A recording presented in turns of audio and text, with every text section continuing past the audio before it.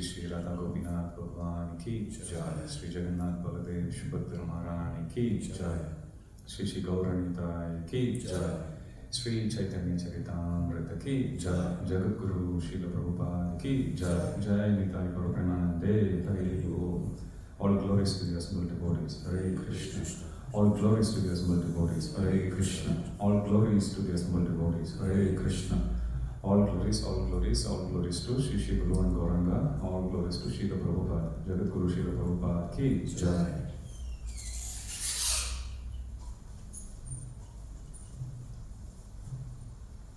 Hare Krishna. So last week we saw who's Lord Caitanya Mahāprabhu and why should we worship him and how he plays a very indispensable role in our lives as practicing devotees. Today I'm going to start our discussion on Lord Śrī Caitanya Mahāprabhu's extraordinary mercy on Srila Rupa Gosvami. Now before we get started, a couple of things. If you have any questions during our discussion, please make a note. I'll finish around 11. Today I'm starting a little late, so I'll go a little over.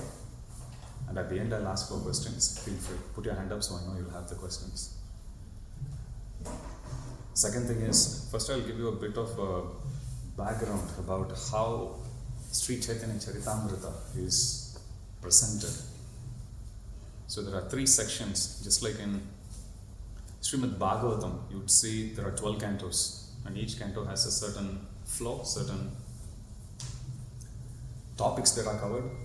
So similarly, in Caitanya Caritamrita, if you see, there are 3 sections, main sections. First section is known as Adi Lila. Second is Madhya Lila. And the third section is known as Antya Lila.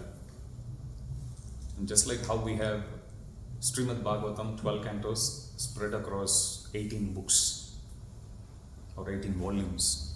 Similarly, the VBT edition, which is the only edition of Śrī Caitanya Caritamrita, that has 9 volumes. So there are 9 books that covers all these 3 different sections, Adi Lila, Madhya Lila and Antya Lila. Caitanya Mahāprabhu, he performed his manifested pastimes. Reason why we say manifested means Caitanya Mahāprabhu is there even now. If you go to Mayapur, if you go to Vrindavan, you will see him. If you have the eyes, if you have the devotion. Why do we say manifested? Manifested means anybody who lived in that era, they could see him with their naked eyes, just like how they could see Krishna 5,000 years ago. Whoever that were around, good guys, bad guys, Kamsa could see, evil persons could see. What to speak of devotees? Duryodhana could see. So that is known as manifested pastimes. In Sanskrit, it's known as Prakata Lila, P-R-A-K-A-T-A. Prakata means manifest. Just like we can say Krishna, he is manifest as Shri Shri Radha Gopinath here. Anybody can come, whether you are a believer, non-believer, atheistic, theistic, agnostic, doesn't matter. You come, Krishna is visible here in a certain form. So this is Archa Vigraha. This is also one form of manifestation. Krishna is manifesting in the form of a deity and is making himself visible, affable. Anybody can come and approach him. You don't need to have the eyes to see. Anybody, eyes means devotional eyes to see. Anybody, even if they are very skeptical about Krishna consciousness, they can still come and see. I remember distributing a book to one guy in the street, and I told him, you can come to temple, you can see Krishna. And then he came, I gave him some prasad and I said, would you like to see Krishna? He said, yes. Then I brought him inside. We opened the temple room door and then he saw Prabhupada.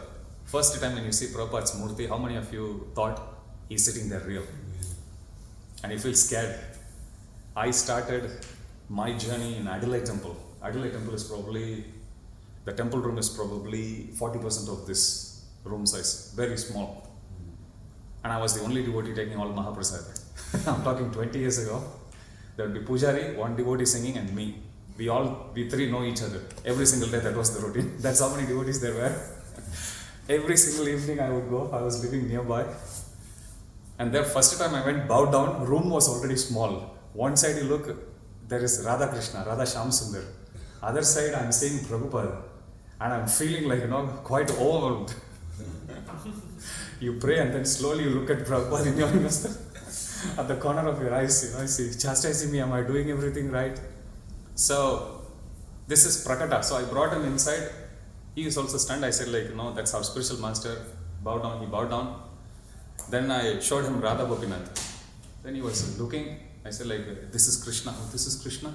Does he talk? He was very convinced. This is Krishna. He is dancing. He will talk. So this is Prakata Lila. Prakata means, I think it's the speaker. Okay. Prakata means manifest. Aprakata means unmanifest. So currently, Caitanya Mahaprabhu's pastimes, we can see it as unmanifest Leela. So Caitanya Mahaprabhu is there, his Leela or the pastimes are going on, but it's not visible for anyone and everyone. Only those who have the sincerity in their heart, those who have the bhakti matured within their heart, those who have the eyes. Lord Brahma says, Premanjana Churita Bhakti Vilochanena. Only those whose eyes is anointed or decorated with tears of love. He says, only such people can see Krishna. So, Caitanya Mahaprabhu, going back to Adi Leela, he performed, so Caitanya Mahaprabhu performed this entire pastimes for 48 years in total.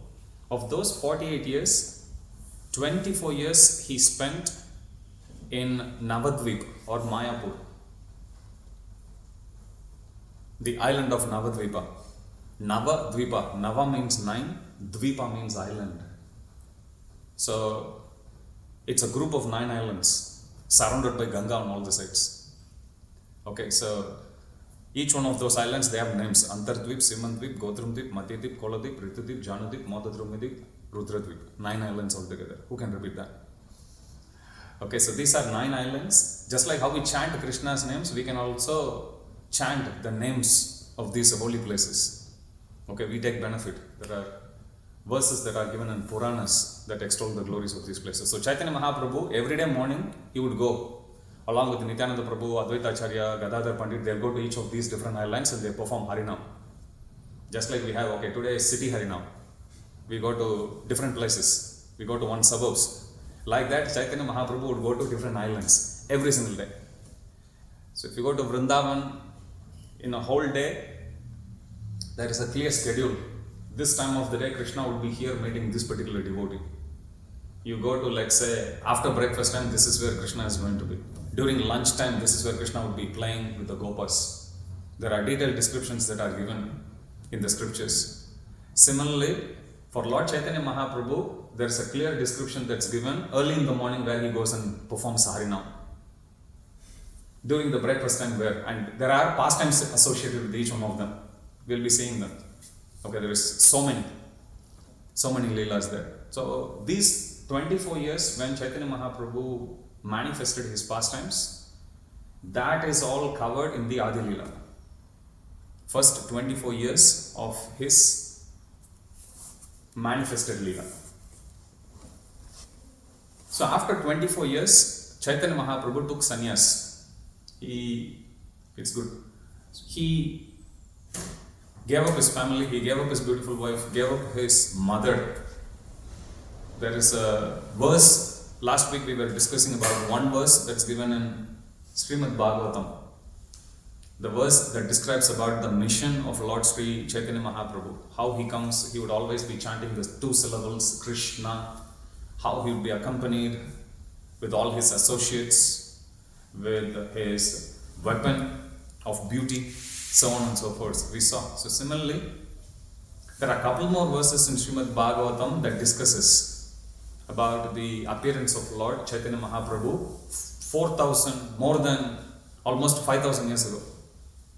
4,500 years earlier than Caitanya Mahaprabhu's appearance. It was predicted in Srimad Bhagavatam.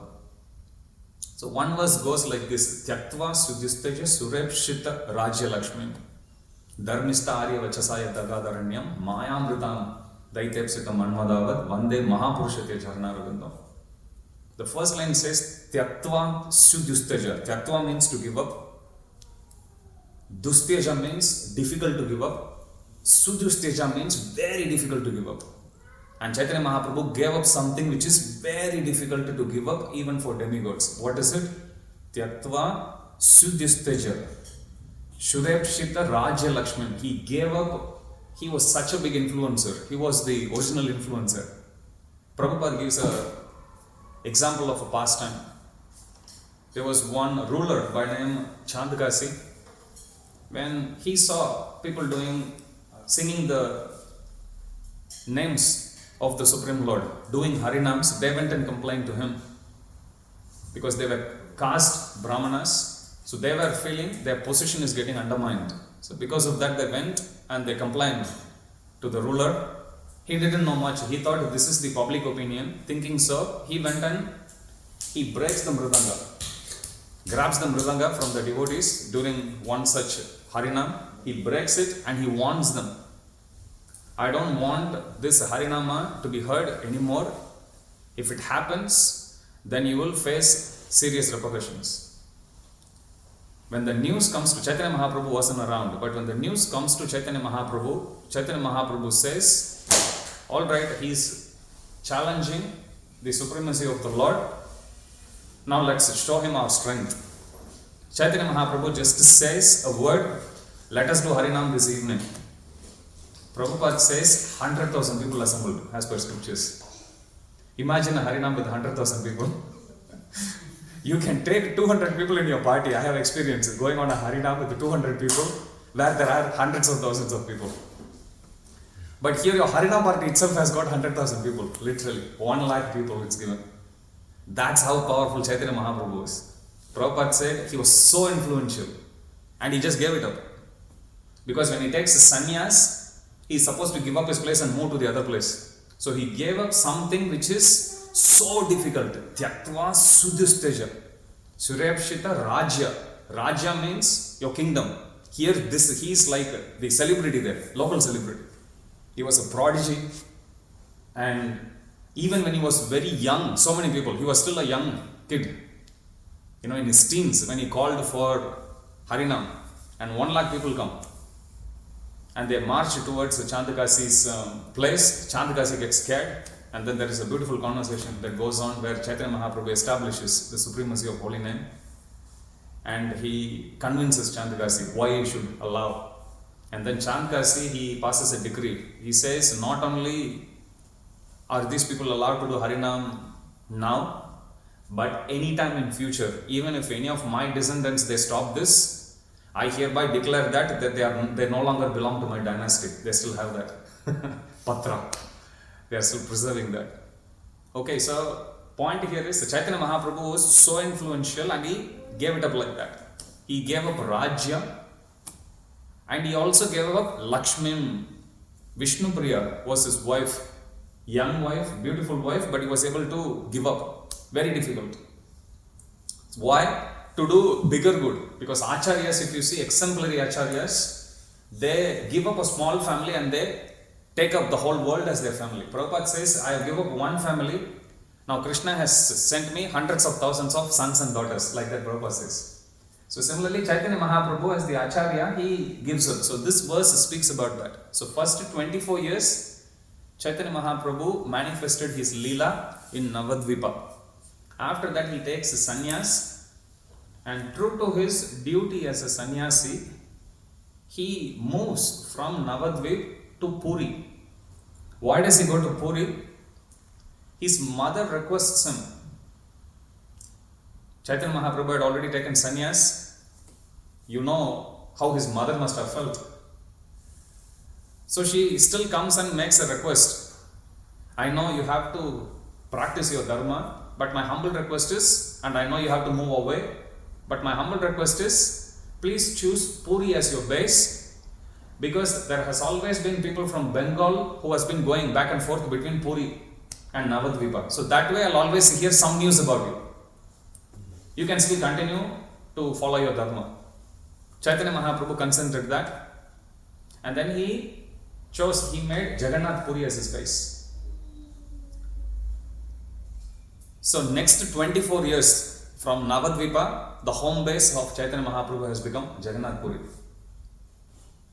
Now of those 24 years, Chaitanya Mahaprabhu, 6 years he travels throughout India, especially South India.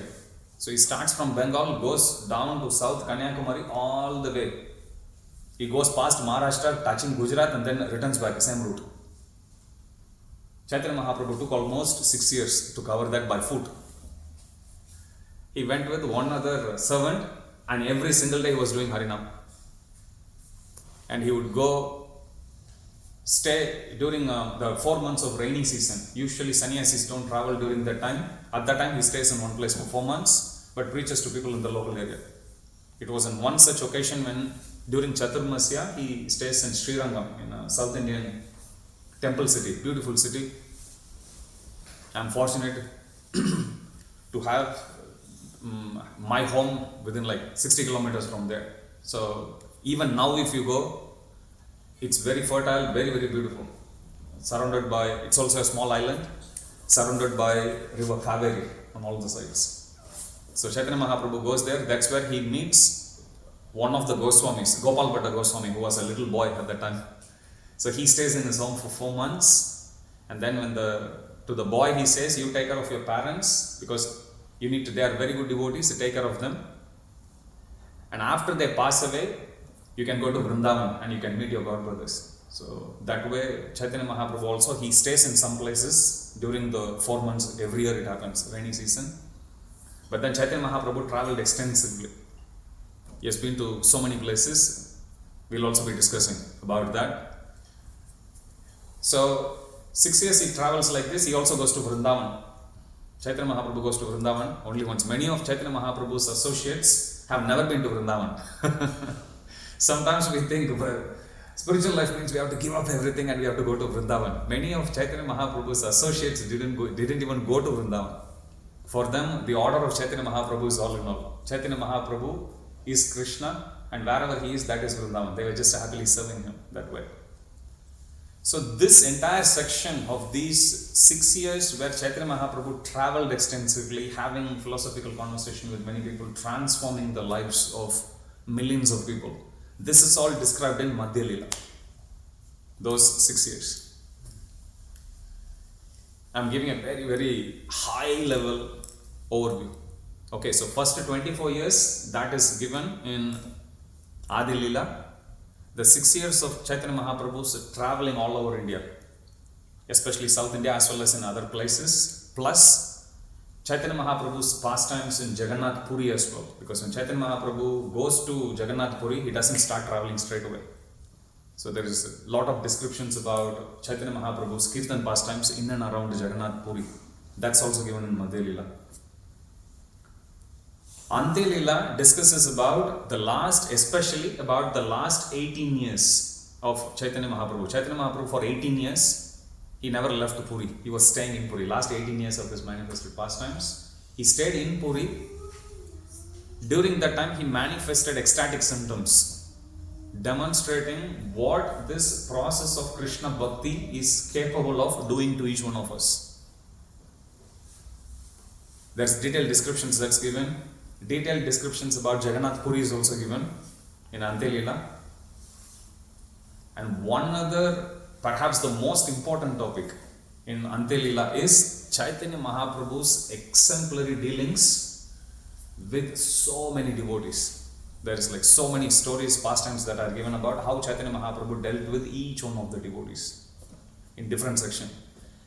And in that process of Chaitanya Mahaprabhu dealing with each one of them, he taught. Acharya has got many meanings.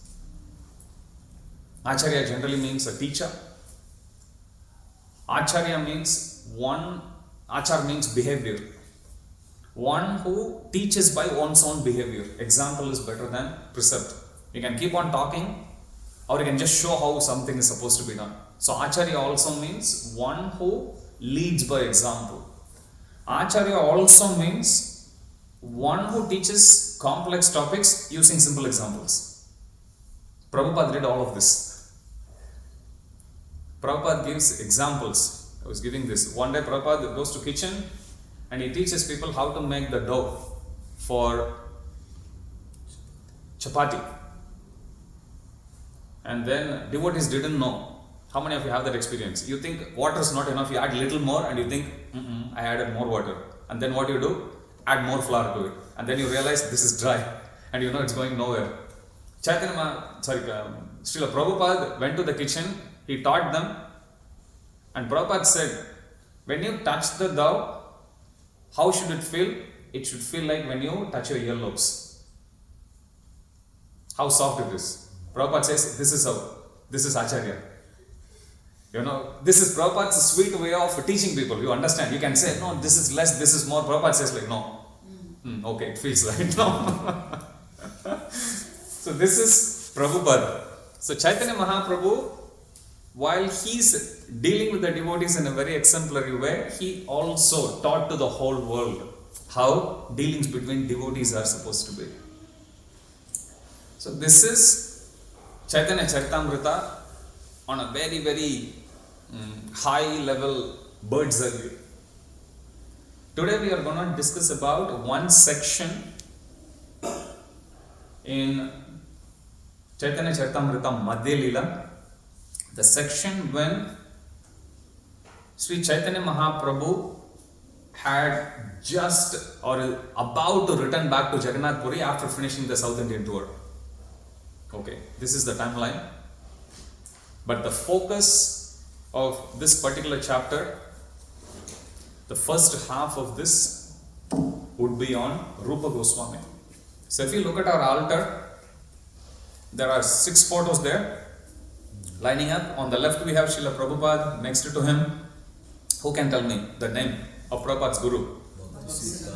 Good, Bhakti Siddhanta Saraswati Thakur. Who is the one to the right?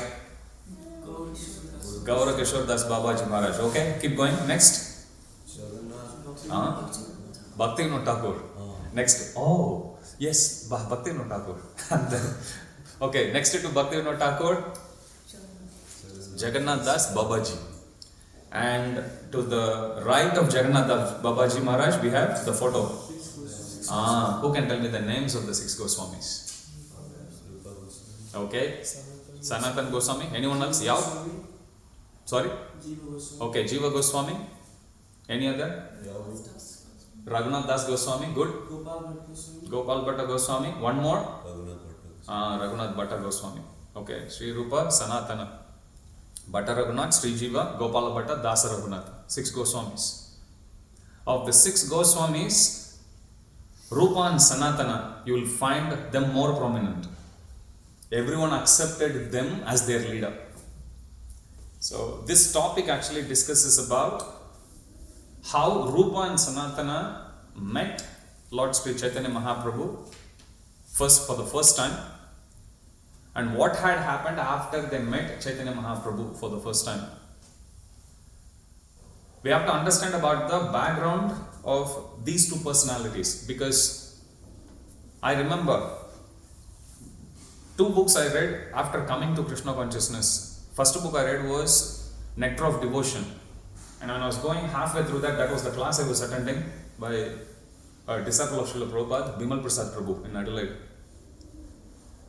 And then I picked up this book, Teachings of Lord Chaitanya. The cover of the book attracted. It was a blue hardbound cover those days. I still have the copy. Chaitanya Mahaprabhu dancing like, who is this? And who is this Mahaprabhu? And then one devotee told me, you see all devotees, you call them Prabhu. All males Prabhu, all female Mataji. And of all the Prabhus, there is only one Prabhu. Mahaprabhu means superior Prabhu. Okay, Mahaprabhu means superior Prabhu. So, this is how he taught me. Then I started reading. The first section that I read was about Rupa Goswami. Srila Prabhupada gives a background about them. They both are from a Brahmana family in South India, Saraswat Brahmanas from Karnataka.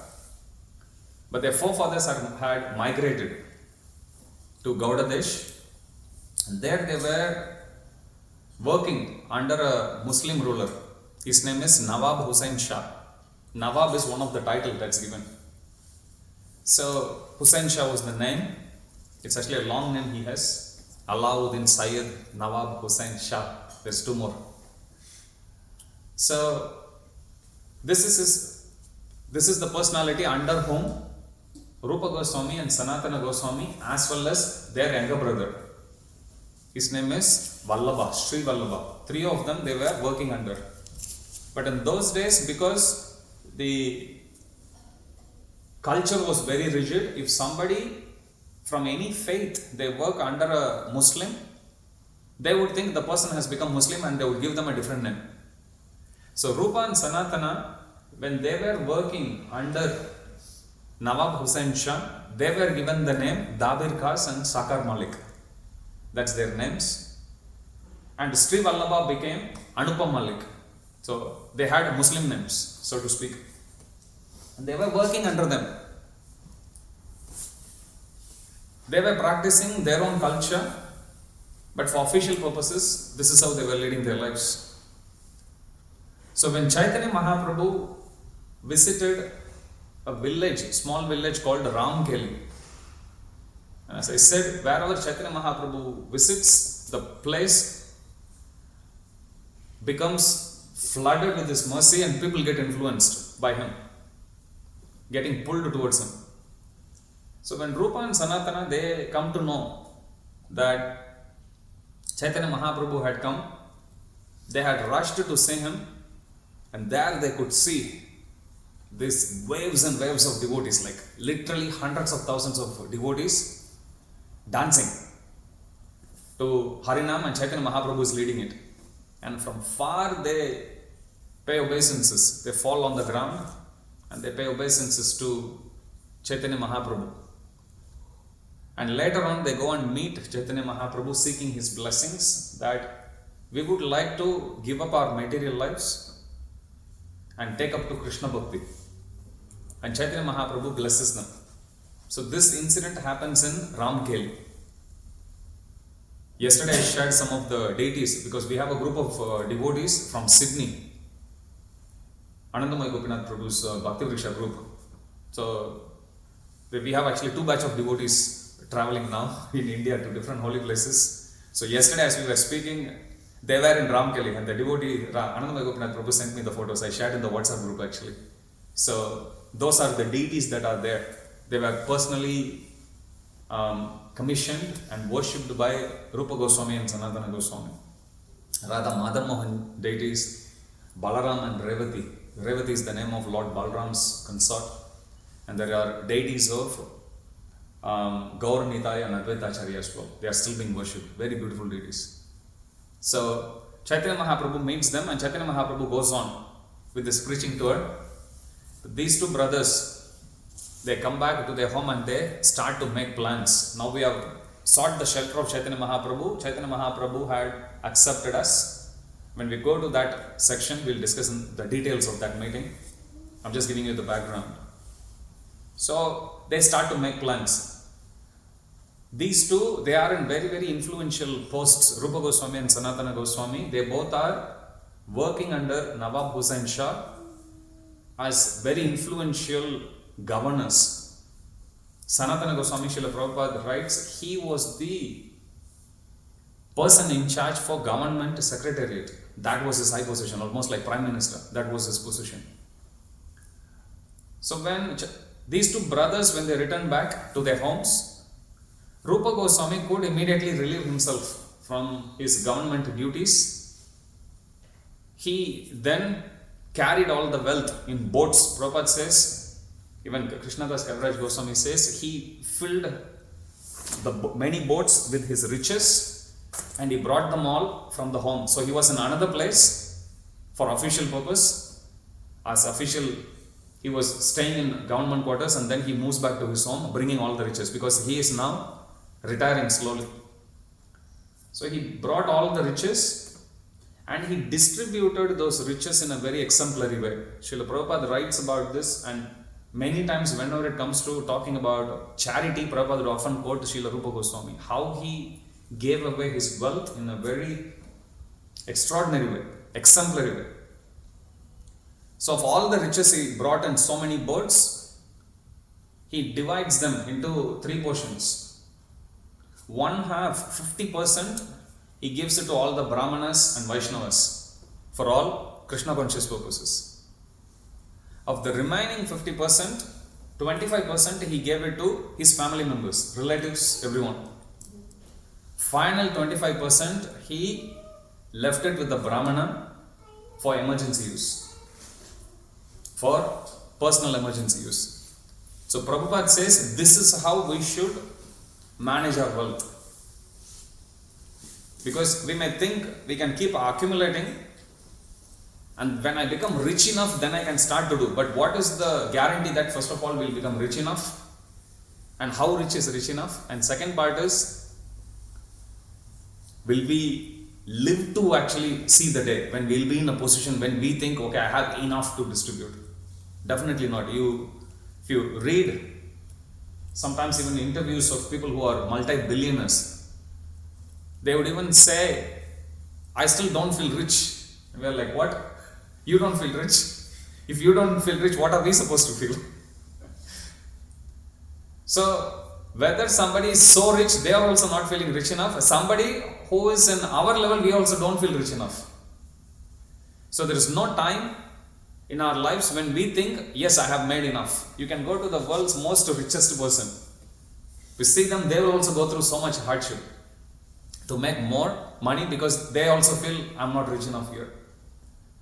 So Rupa Goswami, he brought all his wealth, divided into 3 parts. 50% he gave in charity to Brahmanas and Vaishnavas. 25% he distributed to all his family members, relatives. Remaining 25% he kept it for his emergency. In those days there were no banks. Brahmanas, they give a word.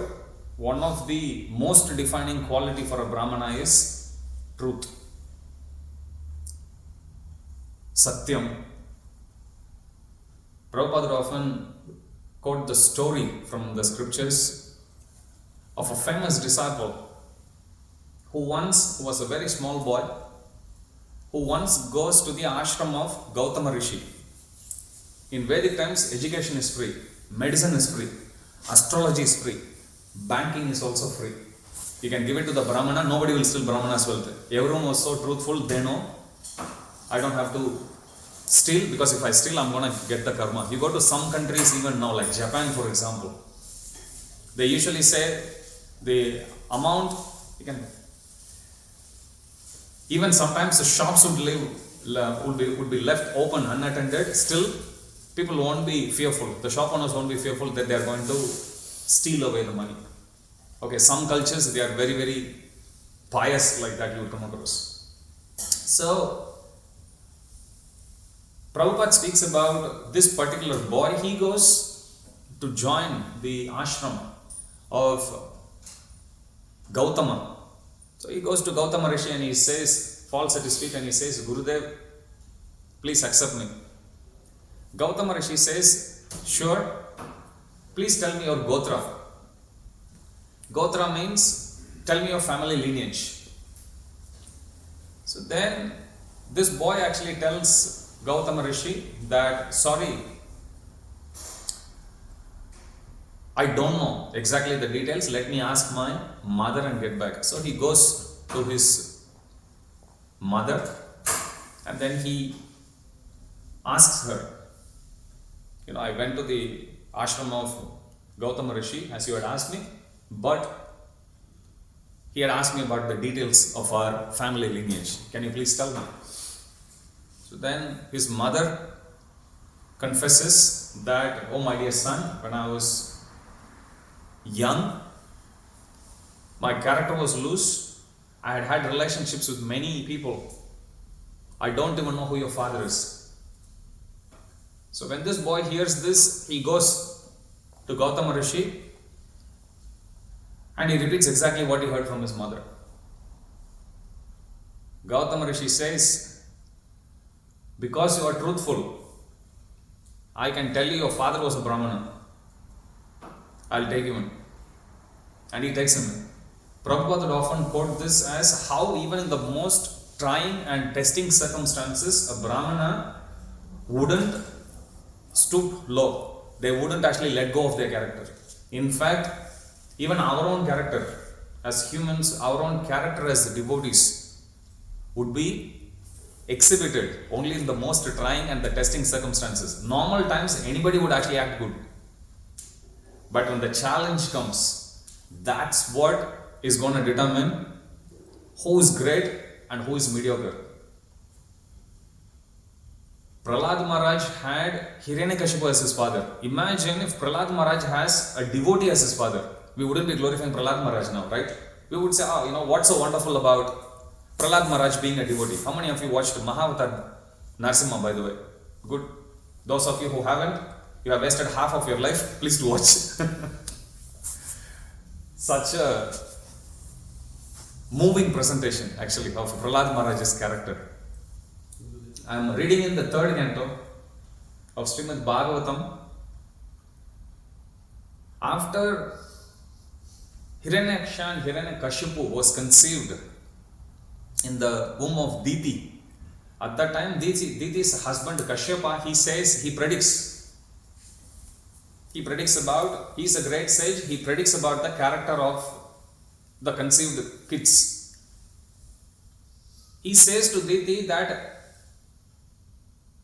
because these two boys were conceived at a very inauspicious time, they would be born as demons. When Diti hears this, she gets devastated. When Kashyapa actually sees the repentance within her heart, he says, because you are still a great devotee of the Supreme Lord, I give you the boon that one of the sons of your sons would be a great devotee. You should read those series of verses. Have you come across your grandfather glorifying you? I usually my character was like that, I got chastisement only. Kashyapa Muni, if you read the section where Kashyapa Muni predicts the character of Prahlad Maharaj, and he writes and he says, his character will be so impeccable, his devotion will be so matured that he will be like the gold standard for the sages to follow. He says like that. Second thing he says is, he would be one of those best devotees whose fame would be glorified on par with the Supreme Lord himself. And if you watch Mahavatar Narsimha in the climax scene, you would see that Narsimha himself says, as long as people worship me, they'll glorify you also.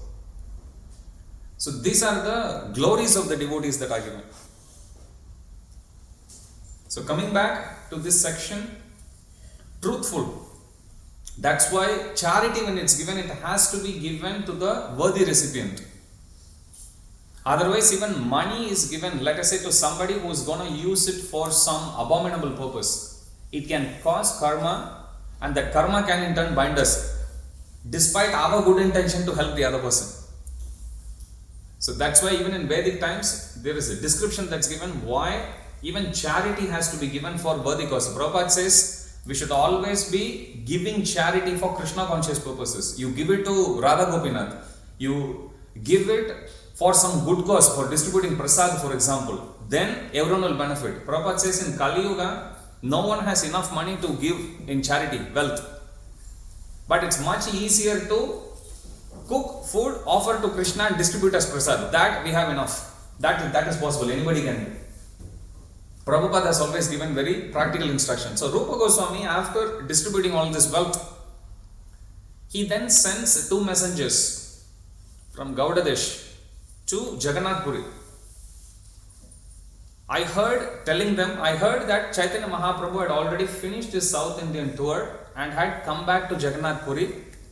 Please go and find out when Caitanya Mahāprabhu would be leaving Jagannath Puri to go to Vrindavan, because we also want to go to Vrindavan to meet him. So he sends two messengers. Gaudadesh is Bengal. From Bengal to Orissa, he sends them. So now Rupa Goswami and his younger brother Anupam, They both are in the home, their family home, and they are safe. They have retired and they are safe, just biding their time, waiting for Caitanya Mahaprabhu to go to Vrindavan so they can go and take his shelter. Sanatana Goswami is still stuck with his government duties. Now Sanatana Goswami thinks, because I have worked so dedicatedly to this Nawab, he is dealing with me in a very, very nice way, and that puts me in an obligatory position.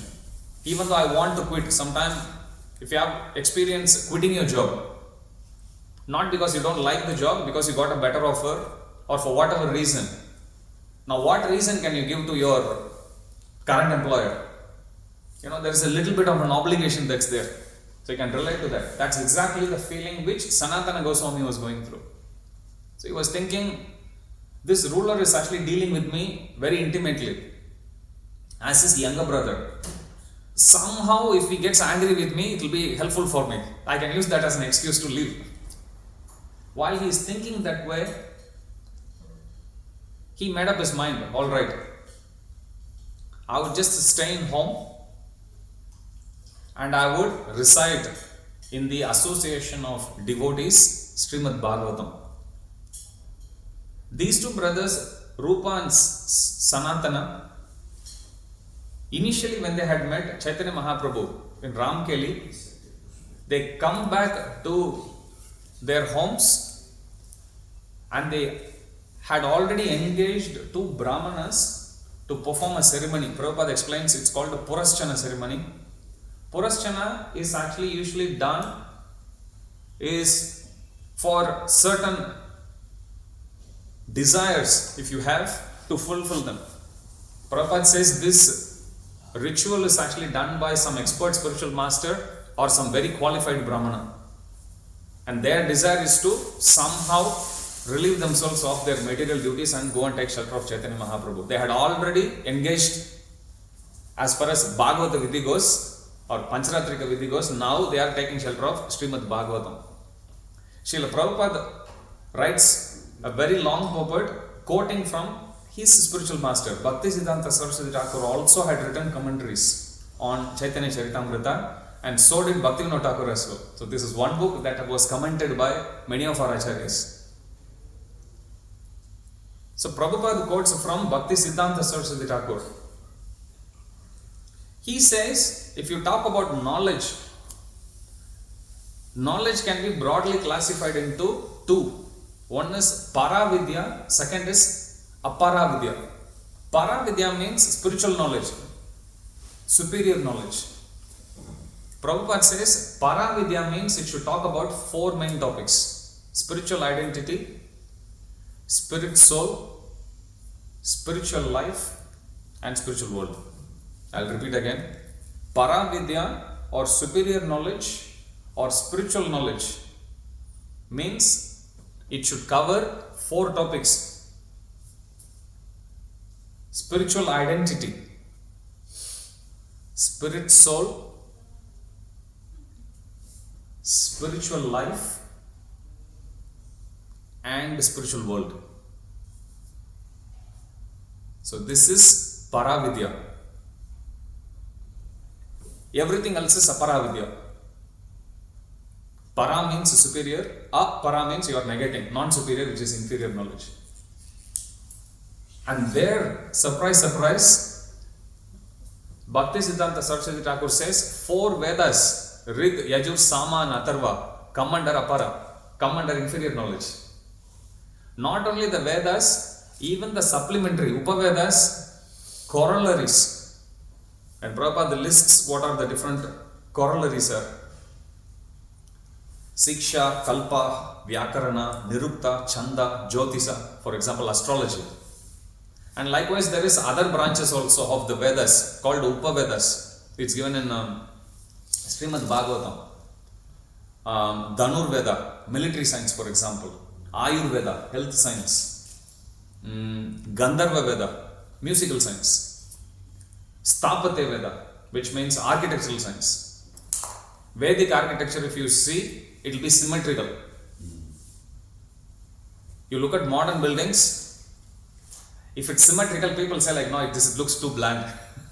You take any ancient structure, it will be symmetrical. So that's one of the most defining element actually of Vedic architecture. So each of these are Upavedas. Now all of this is good. They are all part of the Vedas, but they are all material science only. They are not talking about you are not the body, you are the soul. Vedas do talk about it, but in a very, very tiny aspect, not as much as Bhagavad Gita and Srimad Bhagavatam is doing. Okay, so this is Prabhupada quoting Bhakti Siddhanta Saraswati Thakur. He establishes Paraveda and Aparaveda. Sanatana Goswami, he had engaged 20 to 30 Vaishnava Brahmanas, and in their company he was sitting and reading Srimad Bhagavatam. Srimad Bhagavatam Puranamamalam Yad Vaishnavanam Priyam. This Srimad Bhagavatam is known as Amala Purana. Mala means impurity. Amala means fully pure. Why is it known as Amala Purana? Even in Puranas, there is some Puranas that talk directly about spiritual life.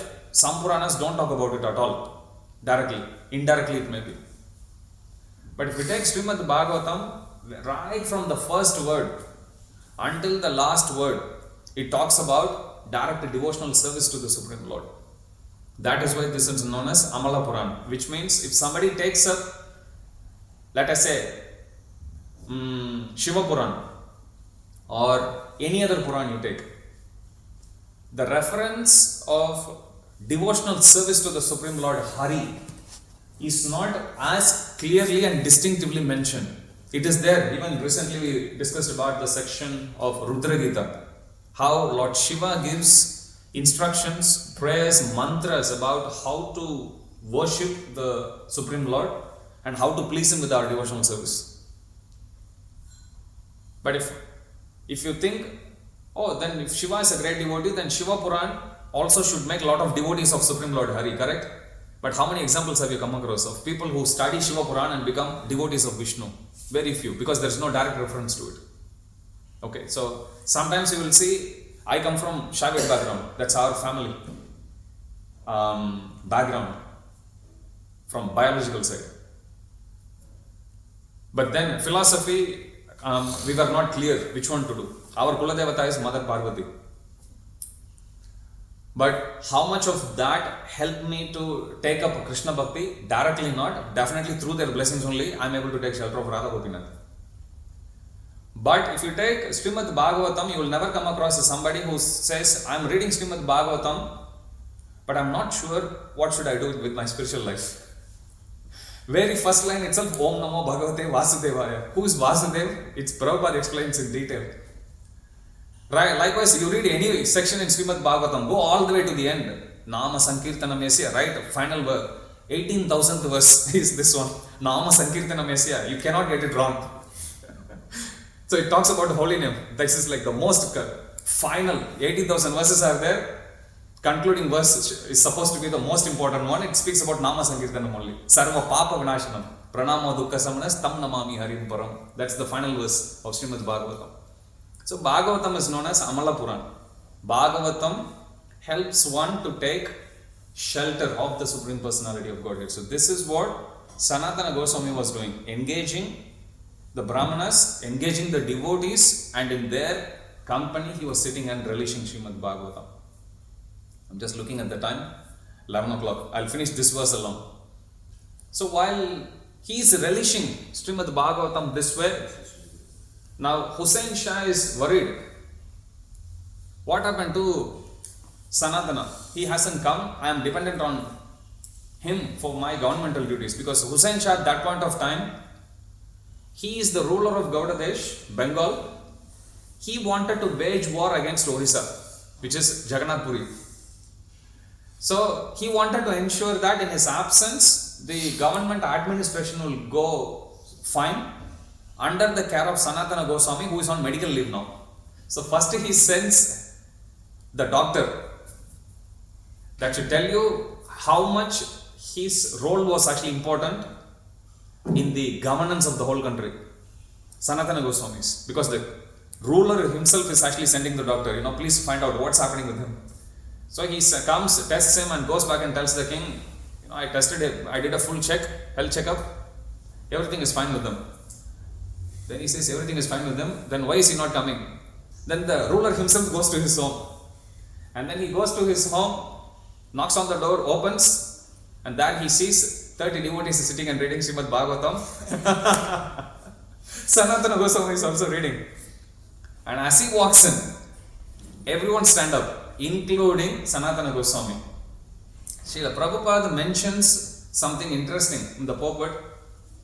Prabhupada says, technically if you see, he is a ruler, ruthless ruler, meat eater, and is now preparing to wage war against Orissa of all the places, Utkal Desh,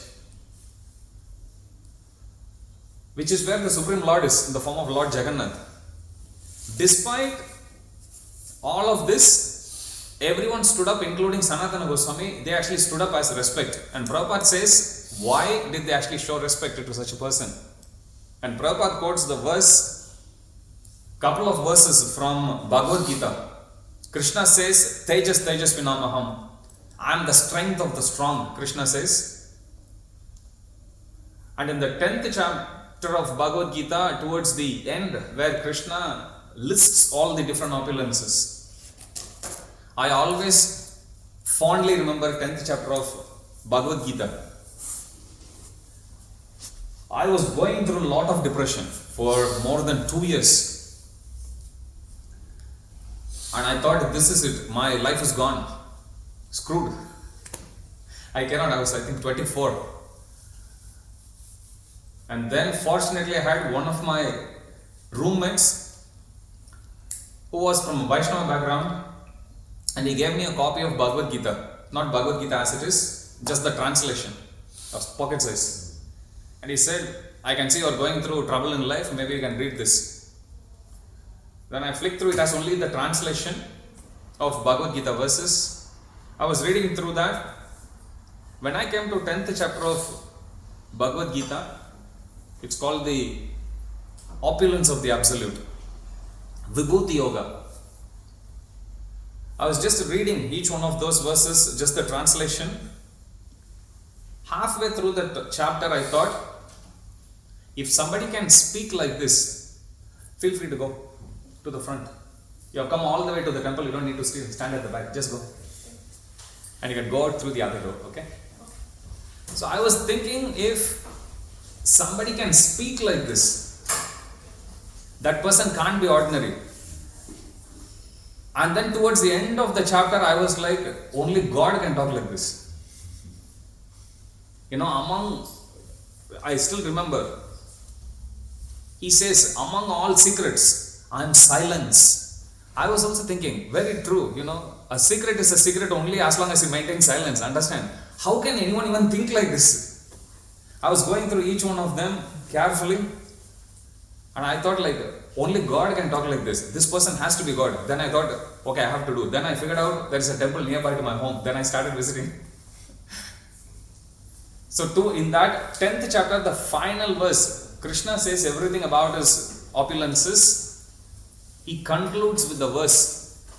He says, Yadyat vibhuti matsatvam srimat urjitam evava tattat evav gachatvam mama tejamsa sambhavam. He says to Arjuna, that Arjuna, I can keep on describing about my opulences.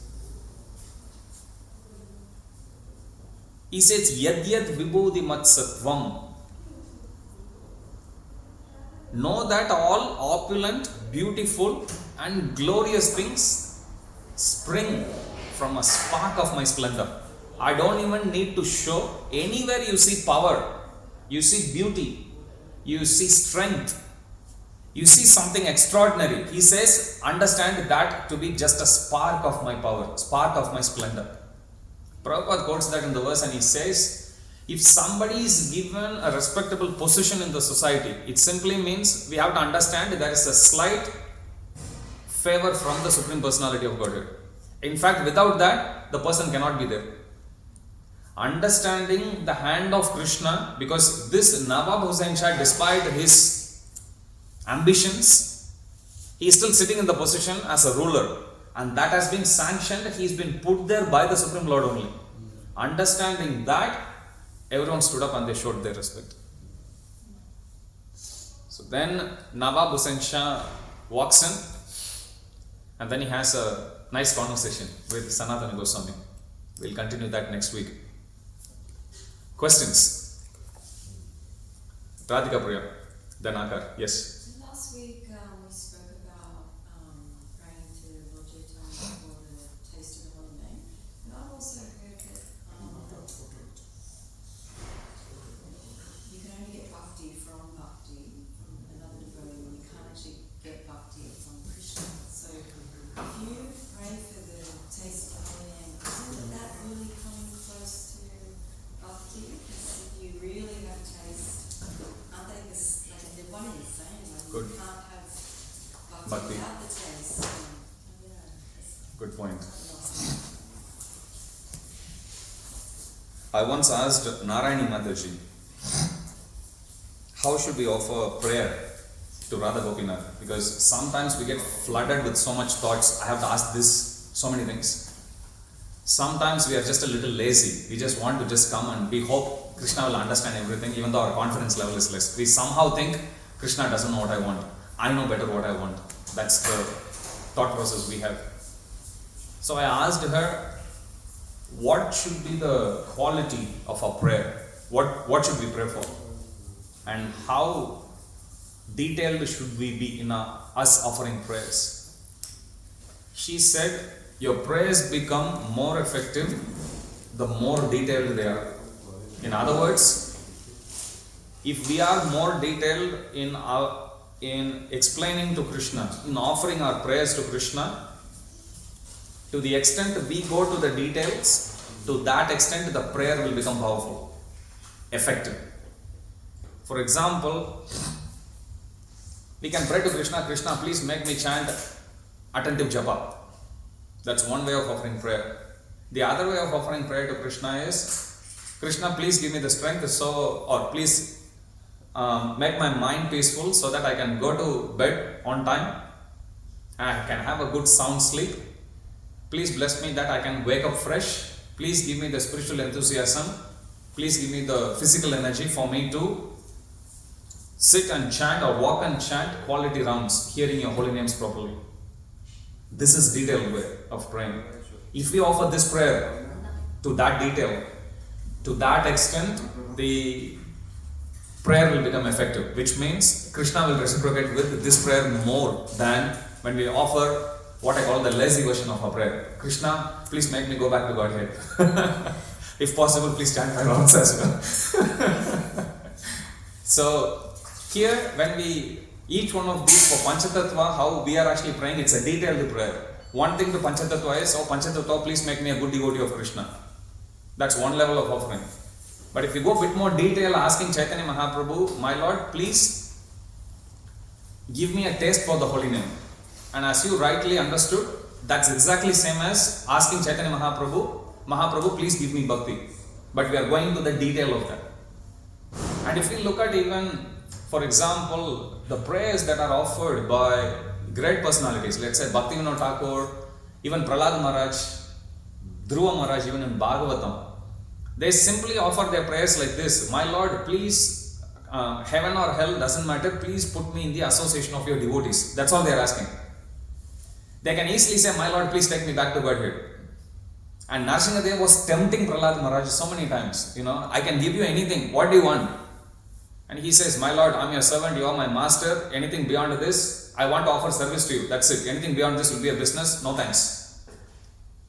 Do we have the guts to say that to the Supreme Lord? My Lord, I don't want any boon. But Prahlad Maharaj goes to the detail and then he says, my Lord, my mind, because it's fixed on your lotus feet, I can take care of myself, simply meditating on you. However, all of these people, they are all carrying the burden of Maya, thinking, this is my family, this is my property, this is my possession and everything.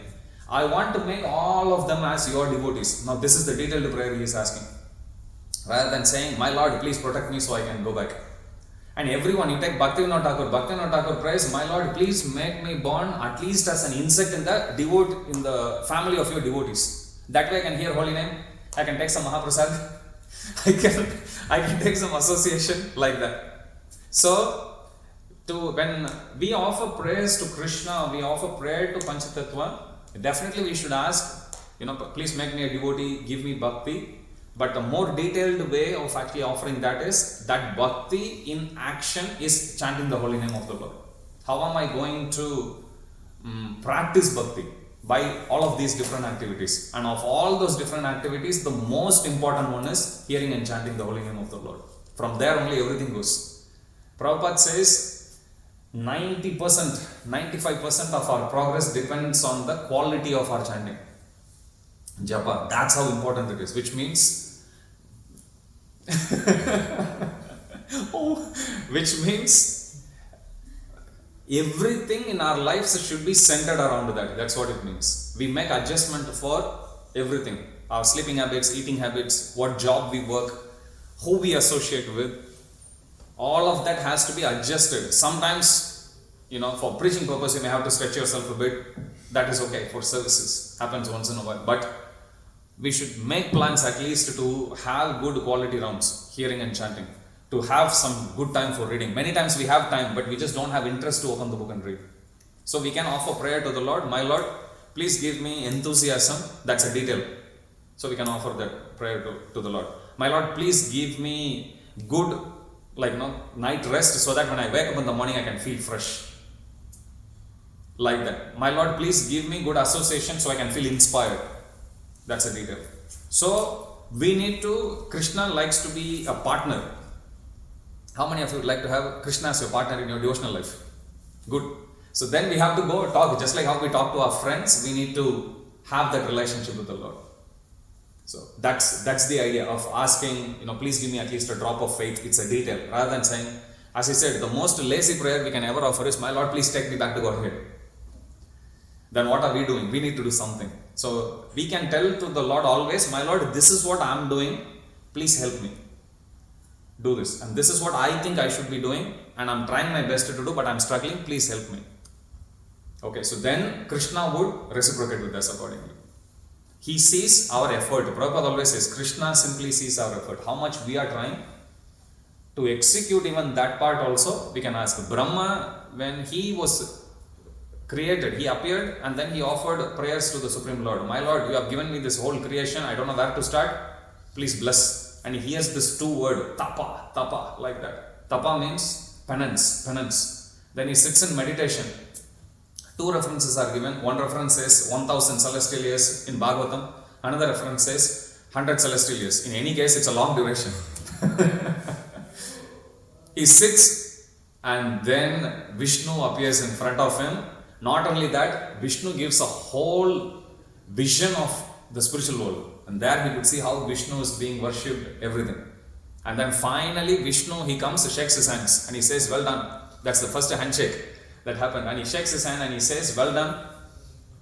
And by the way, I was the one who said those two words, tapa like that. That was Vishnu's words. Vishnu himself says later. So, point here is, but Brahma is so intelligent. He just heard the word and he just sat in meditation. For us, somebody has to keep on telling every day, chant. This is the holy name. We have to be given cards. We have to be printed. Posters, still we don't chant. But Brahma, all he had to hear is tapa, that's all. He's so intelligent, he just sat in meditation that way. Okay, so anything where we can actually tell Krishna, this is what I'm trying to do, and that can be anything, we can do a preaching project, or you may like to actually set up an altar in your home, you may like to read, you may like to recite verses, you may like to learn music, anything. We need to tell Krishna what is our contribution and where we need his help in specifics. Then Krishna will help there. Because Krishna is keen to see how much we are invested in our own interests. That's all. Okay? Yes, sir. Prabhu, I have two questions. But the first one is a question from last week. And I even got a chance to ask Mahavishnu Swami about this in relation to the lecture that he gave, but but I want to hear something from you too. So the first question is, what is spontaneous love for Krishna? What kind of prayers or whose should we meditate upon to get to the point of being spontaneous in love for Krishna? And I'll finish that. If you want in detail, you can read Nectar of Devotion about what is spontaneous devotional service, but I'll just give you the definition. There is two types of bhakti. One is known as Vaidhi Bhakti. Vaidhi Bhakti means what we are doing is Vaidhi Bhakti. Vaidhi Sadhana Bhakti. Sadhana means spiritual practice.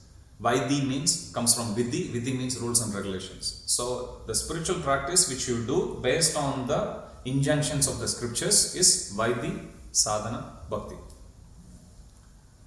Not only us, whoever we preach to, whoever we introduce to Krishna consciousness, everyone follows the same path, and we do.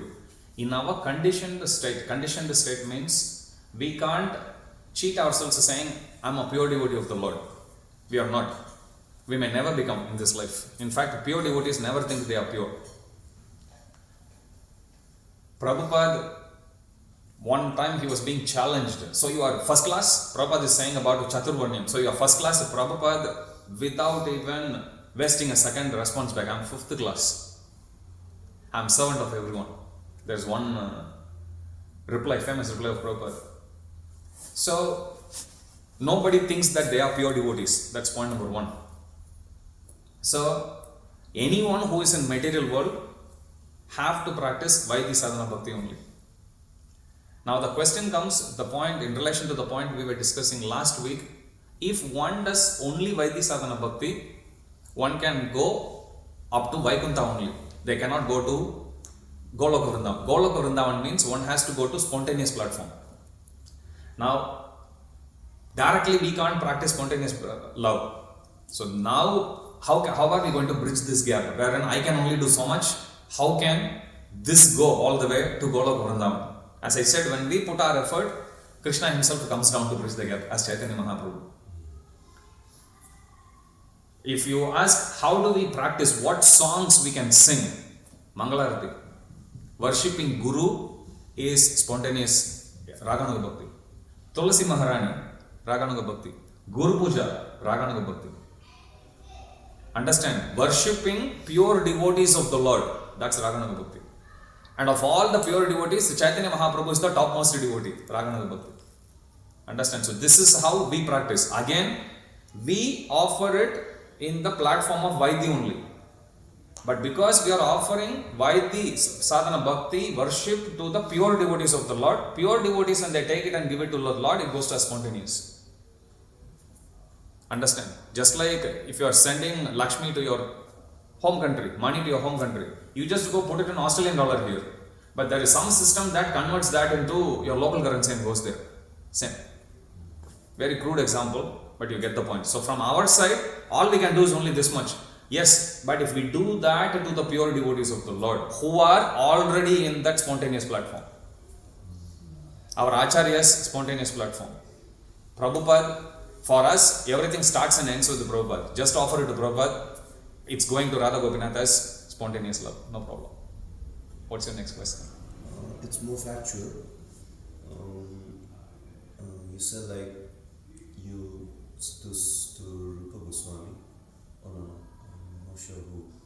But Chaitanya Mahāprabhu said that go to Vrindavan in this certain amount of time, after this time. Gopal Bhatta Goswami. Gopal Bhatta Goswami. And you're going to meet your god brothers. So were they initiated by Chaitanya Mahāprabhu? All these 6 Goswamis were direct disciples of Chaitanya Mahāprabhu. And only these 6? There are some more, predominantly it's these 6. For us to follow, it's only these 6. Oh. So they are direct disciples of Chaitanya Mahāprabhu. Okay? Yes, sir. Hare Krishna, thank you for the beautiful lecture. You said about like having Krishna as a partner, but that only comes after we understand that we are eternal servitors of Krishna. Right? That's our position. But like to have a personal understanding of God and to develop, I think, love for God, is it appropriate to sometimes like a second, after thinking, after understanding our position, is it fine to have a personal relation like that with Krishna? Master and servant is also personal relationship. Partner doesn't mean I have to be, Gopa of Krishna. Partner can also be, that's the master and I'm the servant. Prabhupada writes in Srimad Bhagavatam, 3rd canto, that there is a difference between serving in material world versus in spiritual world.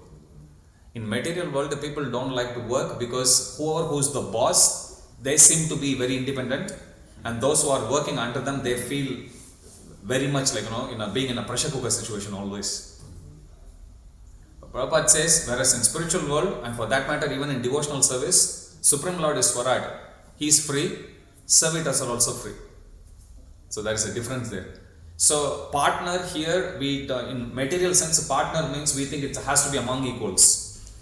In our spiritual relationship with Krishna, even as a master and servant, we can still be partners. We can still call Krishna as our friend. One of Krishna's name is Dinanath. Dina means needy, people who don't have anything. Dinanath, he is always the property, Lord of those who have nothing. Understand? So this word is being used so many times repeatedly. Kunti Maharani uses so many places. Dina Bandhu, Jagatpate, Gopesha Gopika Kanta, Radha Kanta Namaste. Dina Bandhu. Bandhu means one who is a relative. Dina Bandhu means if somebody has nothing in this world, he has still one relative, Paramatma. He will never forsake us. Okay, Krishna is always with us. So that partnership doesn't necessarily have to be among equals. But as a servant, I can still have a partnership with the Supreme Lord. I can still treat him as my friend. Okay, but very respectful friend. Okay, he is not very, very high. He is Vibhu, I'm tiny. I'm like that we can have. Okay, so even among Gopas, friends, if you see, there are different gradations. We can discuss later. It will come. Caitanya Caritamrita, as I said, it covers everything. So even among friendship, Caitanya Mahāprabhu goes to detail. There's different levels of friendship there also. Some are elderly to Krishna. Some are in the same level. Some are actually looking up to Krishna in a bit more respectful level. They are also considered friends. So friends also, there are gradation. Likewise, even among gopis also there is a gradation there. Like that. Sure. And just because you mentioned the difference, I think you clarified very profoundly the difference between Vaidhi and Raganuga and how we're also doing Raganuga, but Prabhupada correct. Medium. So what's the misunderstanding that can sort of attract people think, Raganuga? Yes, good point. This morning I was reading one memory of Prabhupada. When Prabhupada released this book, Nectar of Instruction, first verse speaks about Vacho Vegam, Manasa Krodha Vegam, one who can control the urges of the tongue, urges of belly, urges of genitals. Like that, there are 6 qualities that are given. Vacho Vegam, Manasa, ravings of the mind. Vacho Vegam, Manasa, Krodha Vegam, anger. Like that. Jiva Vegam, Udarupasta Vegam. Yetan Vehanyo Vishaheta Diras, Sarvam Apimam, Prithvim Susikshat. One who has controlled these 6 urges, forces, they are qualified to make disciples all over the world. This is how the first verse starts. Final verse speaks about, 11 verses there, last verse speaks about, in Vrindavan there are different places. The topmost worshipable object of the entire Vrindavan is Radha Kunda. So one should take shelter of Radha Kunda. When this book was released, there were some devotees who thought, taking shelter of Radha Kunda is the ultimate one, I can give up everything and I can go. So when Prabhupada heard this news, Prabhupada says, this is monkey business, Marketa Vairagi. Prabhupada says, why Marketa Vairagi? This is a term that's used by Chaitanya Mahaprabhu. Marketa Vairagi, Marketa is monkey. Why? Monkey doesn't wear any clothes, it doesn't have any bank balance. In one description, you can actually see monkey and sannyasi are the same, correct? Sannyasi also has got no bank balance. Sannyasi also doesn't have any material possessions. But if the monkey thinks, I am also a sannyasi, thinking, see, I have nothing. But Prabhupada says, every monkey will have 12 partners, 12 mates. So this is Marketa Vairagi. On one hand, one is saying, I am very renounced. But on the other hand, Because the consciousness is not proper. It is still monkey consciousness. So Prabhupada says to give up everything, go to Radha Kunda, this is just monkey business. Which means, then Prabhupada adds, they couldn't follow the first instruction of nectar of instruction. Why are they going to 11th instruction of nectar of instruction? Have they controlled all these 6 urges? Understand? Are you still getting angry? Yes, disqualified. Are you still unable to control your tongue? Yeah, disqualified. Okay, are you still getting attracted to the opposite sex? Disqualified. Understand? Standard is very, very high. But if one follows this Krishna consciousness, Radhanath Maharaj says this, I love this line. I love many lines. One of the lines, Radhanath Maharaj says, Krishna consciousness is not achieved, it is awarded. It's not something I have chanted my rounds, so Krishna make me devotee. We can't demand. Awarded means when Prabhupada sees our sincerity, Prabhupada recommends us to Krishna, Krishna can give it to us, award it to us. Prabhupada can award it to us. Our gurus can award it to us. That's why it is said Krishna consciousness is awarded. It has to be given. We can't demand. Understand? So this is how it can be misunderstood. There are many unfortunate cases of instances when devotees misunderstood this and they say, I will give up everything, I'll go to forest, or I'll give up everything, go to Vrindavan, and then it wasn't a happy ending, unfortunately. Okay, many instances Krishna consciousness itself actually got affected. Okay, so then Prabhupada actually has warned also about Vrindavan. So definitely we should visit, but we are not definitely in that level of quitting everything and going back. So we should be mindful. Not Sydney is not different from Vrindavan. So in Vrindavan also, you have to search for Krishna. Here you don't even need to search for Krishna. Krishna would be waiting. If you go to Jagannath Puri, I'll finish at this point. If you go to Jagannath Puri, they don't allow foreign nationals to enter into the temple. Prabhupada actually spoke very much against that. So people who can't actually go in, there is still a form of Jagannath. His name is Patita Pavan Jagannath. So that form of Jagannath you can see from outside. So he is known as Patita Pavan. Patita means those who have fallen. Pavan means one who protects those who have fallen. Few weeks ago I had that realization. I always, when I go from upstairs, if I have to go to kitchen, and if usually one of the doors is open, in that tiny gap, from that corner I can see Jagannath. One day I was just thinking, I was like, isn't this how Patita Pavan is also? Then I am coming slowly and I am seeing Jagannath is watching. I'm like, our Jagannath is also Patita Pavan. Even, you don't even enter into the temple, from there you can see. If you look at one certain angle, you can see. So I always look, and then Jagannath gave me that realization. Hi, I'm also Patita Pavan. Okay, we'll stop there. We'll continue next week. Shri Radha Gopinath Bhagwan ki jai. Shri Jagannath Baladev Subhadra Maharani ki jai. Shri Gauranita ki jai. Śrī Caitanya Caritamrita ki jai. Jagat Guru Srila Prabhupada ki jai. Samaved Gaur Bhakta Vrinda ki jai. Jai Nitai Gaur Premanande Hari Hari Bol. All glories to the assembled devotees. Hare Krishna. All glories to the assembled devotees. Hare Krishna. All glories to the assembled devotees. Hare Krishna. All glories to Shri Guru and Gauranga. All glories to Srila Prabhupada. Jagat Guru Srila Prabhupada ki jai.